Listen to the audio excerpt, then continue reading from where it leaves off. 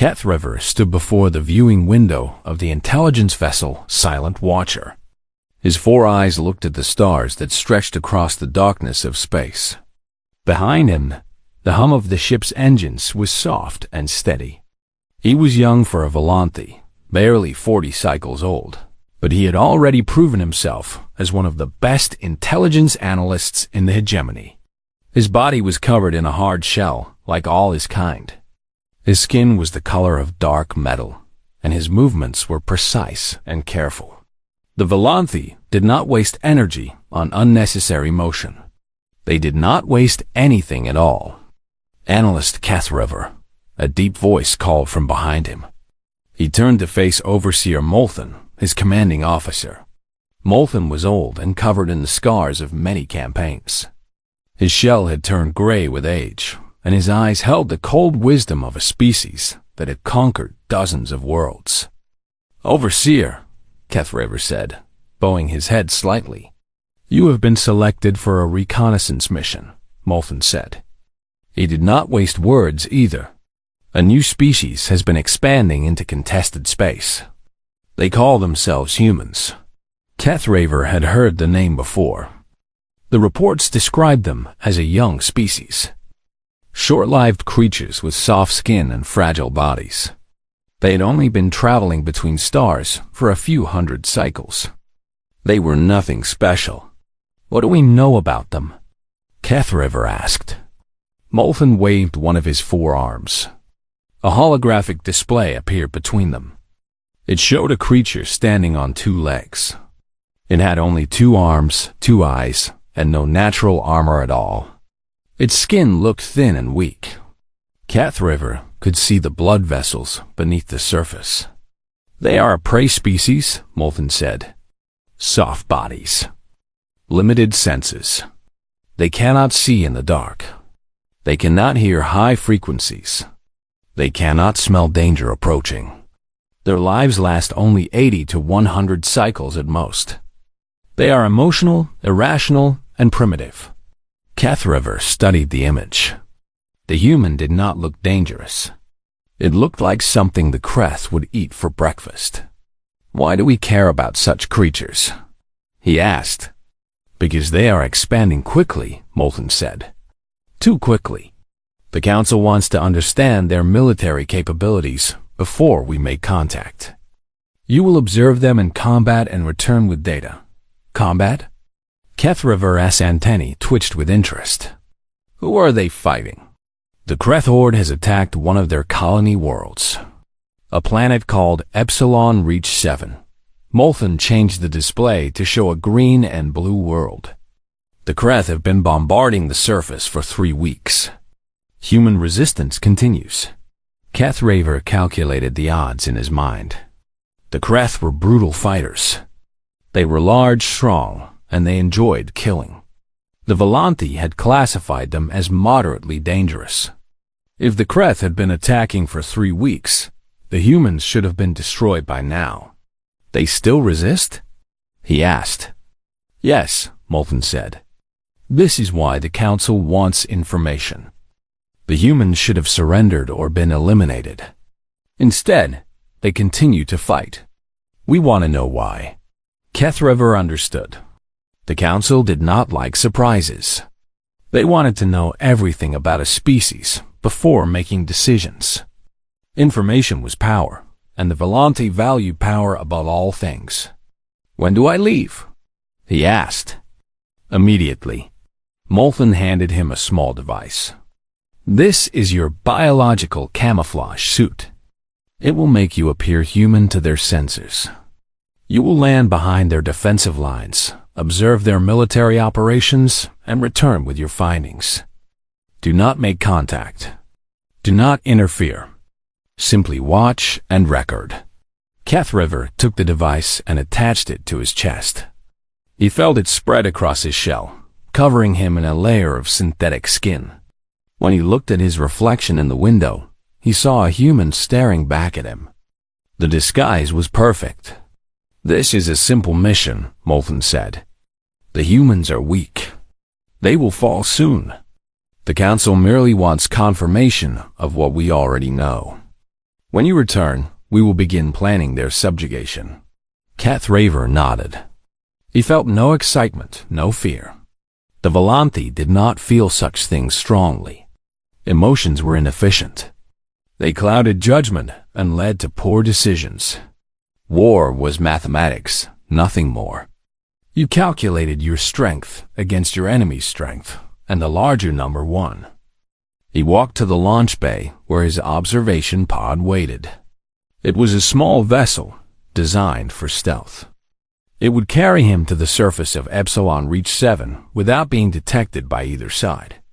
As he climbed inside and sealed the hatch, he thought about the humans.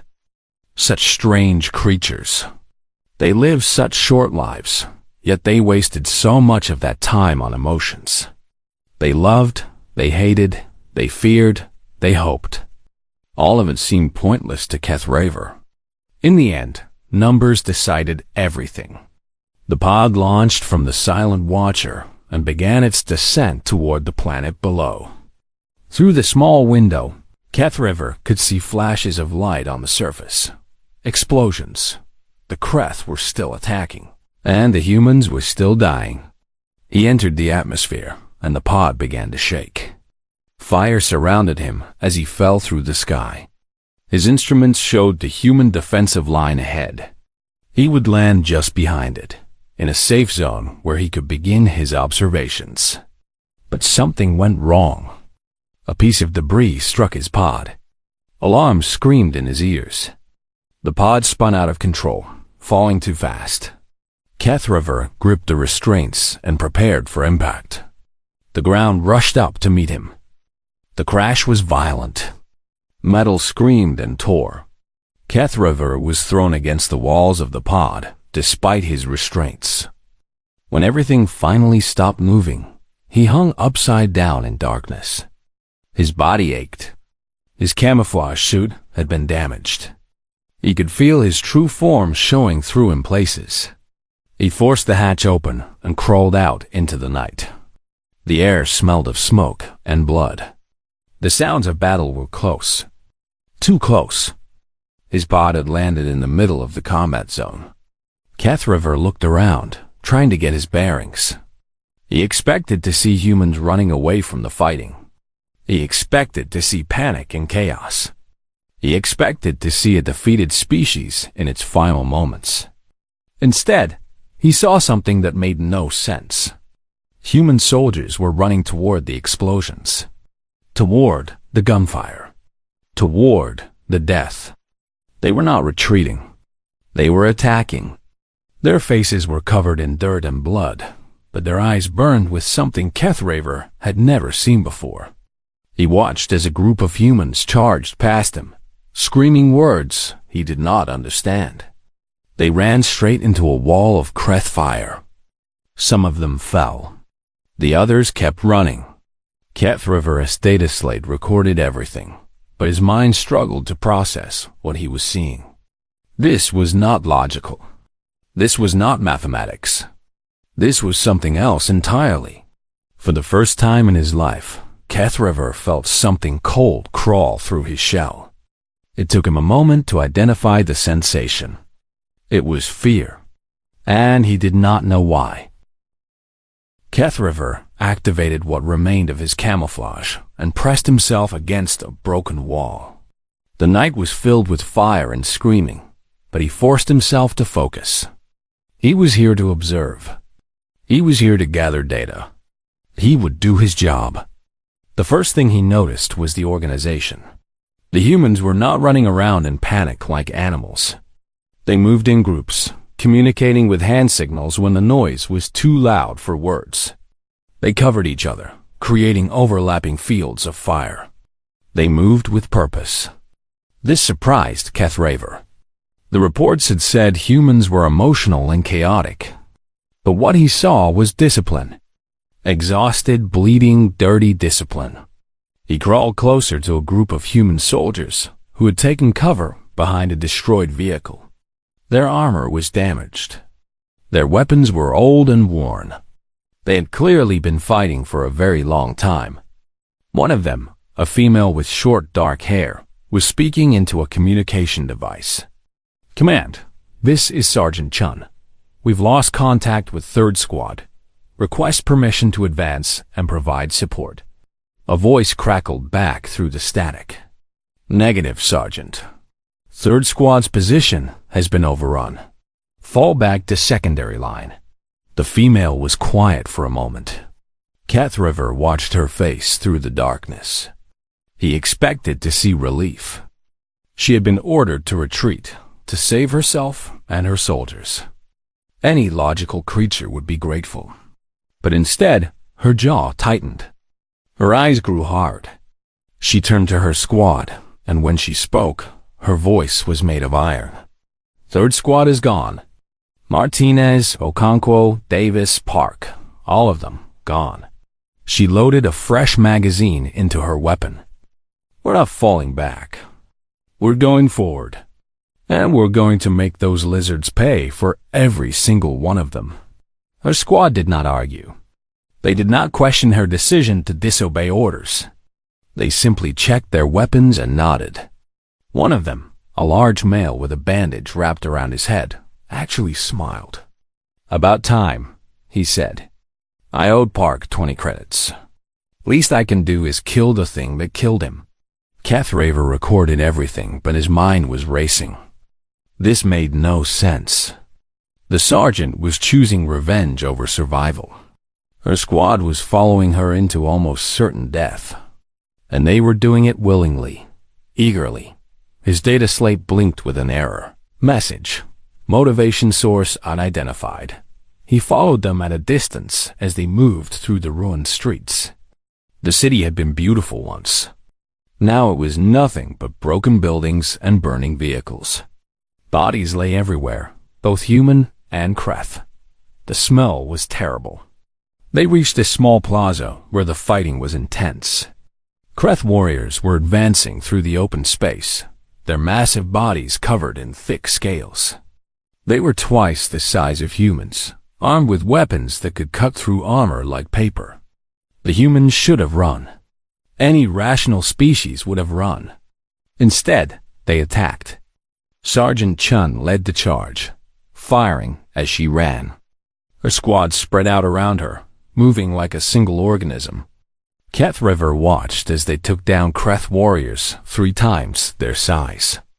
They used speed and coordination to overcome their physical weakness. But they were taking losses too. A young human, barely more than a juvenile, was hit by Kreth fire. He fell, clutching his stomach. Blood poured between his fingers. Kath River expected his comrades to leave him. In Volante warfare, wounded soldiers were left behind if they could not move themselves. Resources should not be wasted on the dying. But the humans did not leave him. A medic ran through the open ground, completely exposed to enemy fire. Plasma bolts struck the ground around him, but he did not stop. He reached the wounded soldier, grabbed him under the arms, and began dragging him to cover. A Kreth warrior saw them and raised its weapon. Kath River calculated that the medic had exactly 2.3 seconds to live. But another human stepped into the open. He placed himself between the Kreth and the medic, using his own body as a shield. The plasma bolt hit him in the chest. He fell. The medic kept dragging the wounded soldier to safety. Kath River's hands were shaking as he recorded this. The human who had sacrificed himself was dead. He had traded his life for someone he might not even have known. And he had done it without hesitation. Why? The question screamed in Kath River's mind. Why would any creature do this? The battle continued through the night. Kath River moved from position to position, recording everything.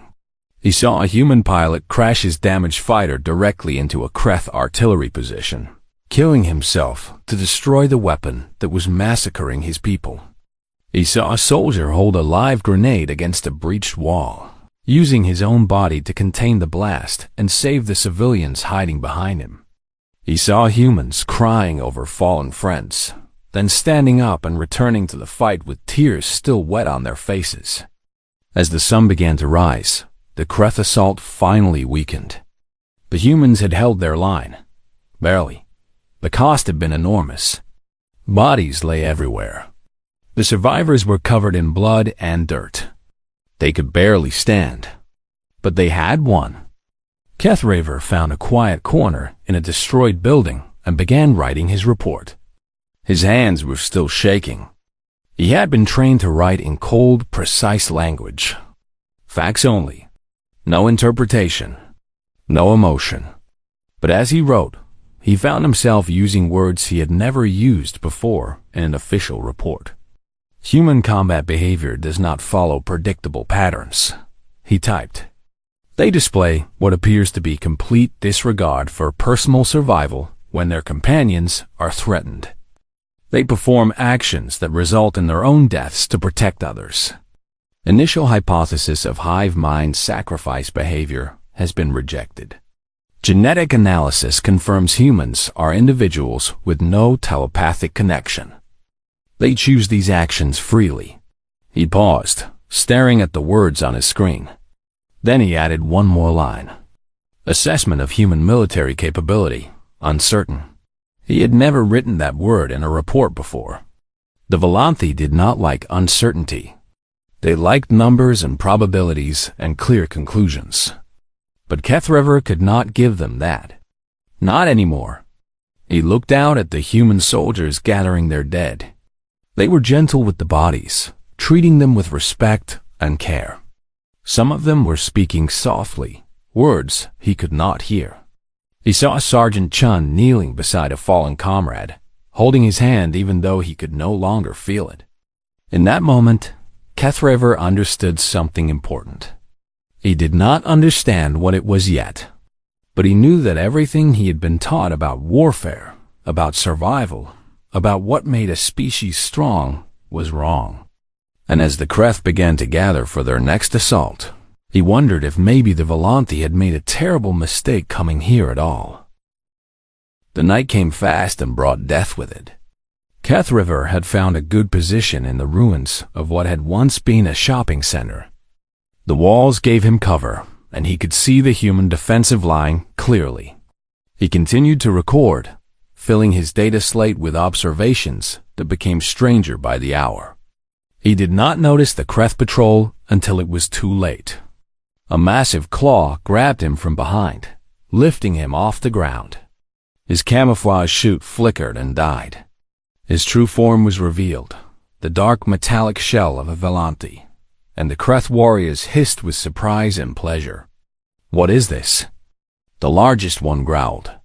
Its breath smelled of rotting meat. A spy from the hegemony? The mighty Volanthi, hiding in the shadows like insects? Kethraver tried to activate his emergency beacon, but the Kreth crushed the device in his hand. Pain shot through his arm. He heard something crack inside his shell. Take it to Commander Grath, the Kreth ordered. He will want to see this. They dragged Kethraver through the destroyed streets. His legs scraped against broken concrete and glass. Every movement sent waves of pain through his damaged body. He calculated his chances of survival and found the number to be very small. Commander Grath was a monster even by Kreth standards. He stood in the center of the commercial district, surrounded by the bodies of humans he had personally killed. His scales were dark red, almost black, and his eyes glowed with cruel intelligence. "A Volanthi," he said, examining Kethraver with interest. "How wonderful. The insects who think they rule the galaxy, found crawling in the dirt." He turned to one of his soldiers. "Activate the broadcast array. All frequencies. I want everyone to see this." Kethraver was thrown to the ground in front of a camera drone. He tried to stand, but a Kreth boot slammed into his back, cracking his shell further. Green blood leaked from the wound. "Attention, all species watching this sector," Grath announced. His voice boomed across the battlefield. "Witness what happens to those who spy on the Kreth horde. Witness the death of Volanthi arrogance." He raised his blade. It was a massive weapon, stained with the blood of countless victims. Kethraver closed his eyes. He had failed his mission. He had failed his people. He had learned nothing useful, and now he would die in the dirt of an alien world. Then a voice cut through the silence. A human voice. Negative. That one's ours now. Grath paused, his blade still raised. He looked toward the human lines with confusion. What did you say, pray? The human voice came again, calm and cold. I said that alien is ours. You don't get to kill him. We do. Kethriver opened his eyes. He did not understand what was happening. Grath laughed. It was a horrible sound, like rocks grinding together. You want to die for an insect? Then come and take it. The night exploded. Human soldiers poured out of the darkness from every direction. They came through the ruined buildings, over the piles of debris, through the smoke and fire. They came screaming words that Kethriver's translator could barely process. Remember Helios Station, for the fallen, never forgive. The Kreth were caught completely off guard.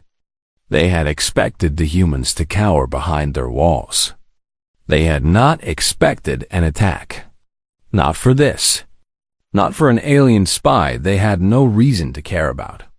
Kethriver watched in stunned silence as the battle raged around him. The humans were outnumbered and outgunned. The Kreth were stronger, larger, better armed. By every logical calculation, the humans should have been destroyed in minutes. But they did not stop. He saw a human soldier tackled by a Kreth warrior. The Kreth pinned him to the ground and raised its blade to kill. Instead of begging for mercy, the human pulled a grenade from his belt. See you in hell, ugly. The explosion killed them both. He saw a young woman charge directly at Commander Grath. She was small, barely half his size. Her armor was damaged and her weapon was almost empty.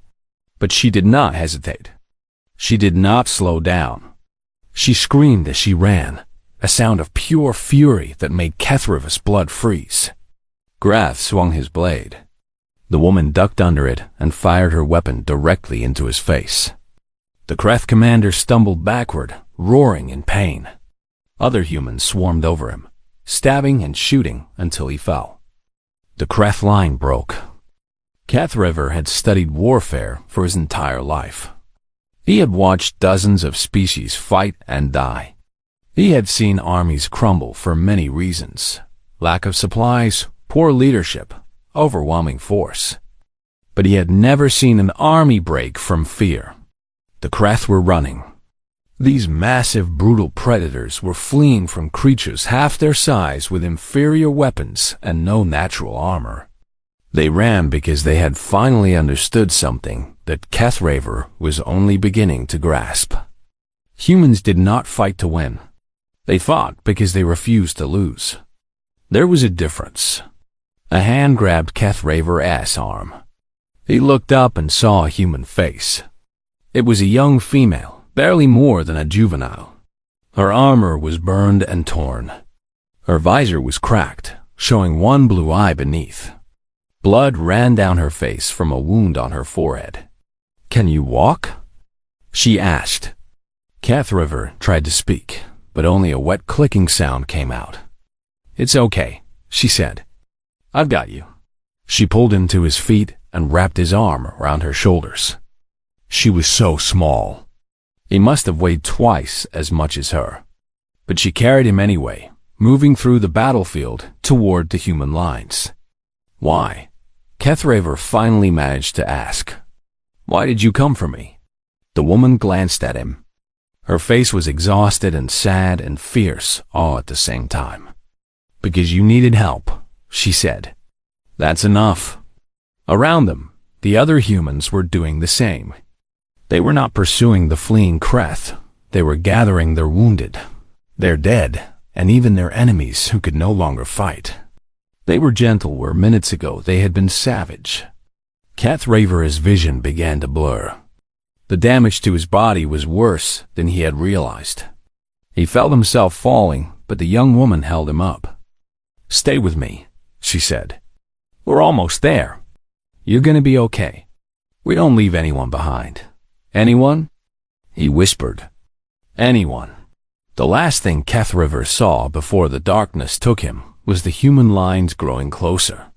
He saw soldiers rushing forward to help carry him. He saw faces that showed concern for an alien they had never met. His final conscious thought was simple and devastating. The council was wrong. About everything. Keth River woke to the smell of medicine and the sound of soft voices. His body felt strange. Heavy and numb in some places, sharp with pain in others. For a moment, he did not remember where he was. Then it all came back. The crash. The battle. The capture. The rescue. He opened his eyes slowly. The light above him was soft and warm. He was lying on some kind of medical bed in a tent made of thick fabric. Around him, he could see other beds. Other patients. Humans. A face appeared above him. It was an older human male with gray hair and tired eyes. He wore white clothing and held a small device in his hand. Easy there, the human said. Don't try to move too much. You were pretty badly hurt. Keth River tried to speak, but his throat was dry. The human seemed to understand. He held a cup of water to Keth River's mouth and helped him drink. Better? The human asked. Yes, Keth River managed. Where am I? Field hospital, the human said. You've been unconscious for about 16 hours. My name is Dr. Nathan Park. I've been treating your injuries. He paused and smiled slightly. I'll admit, you're my first Volanti patient. I had to do a lot of reading. Keth River looked down at his body. His shell had been repaired. The cracks were filled with some kind of synthetic material that had hardened to match his natural armor. The wounds on his arms had been cleaned and bandaged with care. You fixed me, he said. It was not a question. He simply could not believe it. That's my job, Dr. Park said. Wounds don't care what species you are. Neither do I. A cold feeling spread through Keth River's body. I was your enemy. I was spying on you. Why would you help me? Dr. Park shrugged. You were hurt. You needed help. That's all that matters in this tent. He checked something on his device and nodded. Your vital signs are stable. You should make a full recovery. Now rest. Someone will want to talk to you later. He moved on to the next patient, a human soldier with bandages covering most of his face. Keth River watched him work. The doctor treated every patient the same way, with gentle hands and soft words. It did not matter how bad the wounds were. It did not matter if the patient would live or die. He gave them all the same care. Keth River lay back and stared at the ceiling of the tent. His mind was struggling to process everything. In Volanti medical facilities, resources were carefully distributed. Patients who were unlikely to survive received minimal care. Those who could not return to duty were given efficient endings. It was logical. It was efficient. It was wrong. He understood that now. Hours passed. Keth River drifted in and out of sleep. When he was awake, he watched the humans around him. Soldiers came to visit their wounded friends. They brought small gifts, food and drink, and sat beside the beds telling stories and jokes. Some of them cried. None of them were ashamed of it. He saw a female soldier sit beside the body of a dead comrade for nearly an hour, just holding his hand. When she finally stood up, she wiped her eyes, straightened her armor, and walked back out to the fighting. Her face was calm. Her steps were steady. The Volanti had always believed that emotions made species weak. Grief was a waste of time. Attachment was a vulnerability. But watching these humans, Keth River saw something different. He saw grief transform into determination. He saw love become armor. He saw the very emotions that should have broken them instead making them stronger. That evening, a new visitor came to see him. The human was tall and broad, with dark skin and a face full of scars. His uniform marked him as someone important. He carried himself with the quiet confidence of a leader who had earned his authority through action. "I'm Colonel Marcus Webb," the human said, sitting down beside Kethraver's bed. "How are you feeling?" "I am alive," Kethraver said carefully. "Thanks to your soldiers." "Thanks to Private Rodriguez," Webb corrected. "She's the one who carried you out." 23 years old. Lost half her squad that night. He paused. "She volunteered to go back for you." "Nobody ordered her to do it. Why?" The question escaped before Kethraver could stop it. "I am not one of you. I am a spy for a species that might become your enemy. Why would she risk her life for me?" Colonel Webb was quiet